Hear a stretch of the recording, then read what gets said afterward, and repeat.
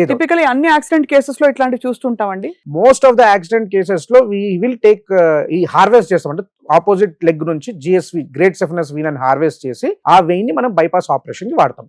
ఇదే విధంగా మనం హార్ట్ కి when there is a heart block also మనకి 2 రకాల ఆప్షన్స్ ఉంటాయి. ఒకటి యాంజియోప్లాస్టీ స్టెంటింగ్ చేసుకోవడం, ఇంకోటి ట్రిపుల్ వెజల్ డిజీజ్ అంటే we do సిఏబిజి coronary artery bypass graft surgery. ఈ సర్జరీస్ లో కూడా మనం గ్రాఫ్ట్ అంటే ఇక్కడ నుంచి ఈ తొడ నుంచి నరం నుంచే తీసుకుంటాం. అంటే ఉన్న వాటి అవి బ్లాక్స్ ఉన్నాయి కాబట్టి ఇంకొక అదనపు ఆ బ్లాక్ ని బైపాస్ చేయడానికి బాడీలో నుంచే రక్తనాళం అంటే వెయిన్ ని తీసుకొని మనం బైపాస్ ఆపరేషన్ చేస్తాం.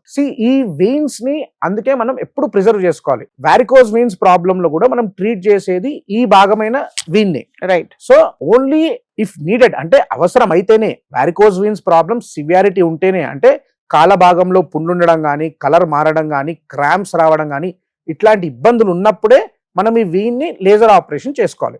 అనవసరంగా if you go for varicose vein surgery or any other unnecessary surgeries ఈ వెయిన్ పోతుంది, సో ఫ్యూచర్ లో బైపాస్ ఆపరేషన్ కూడా ఇబ్బంది అయ్యే ఛాన్సెస్ ఉంటాయి.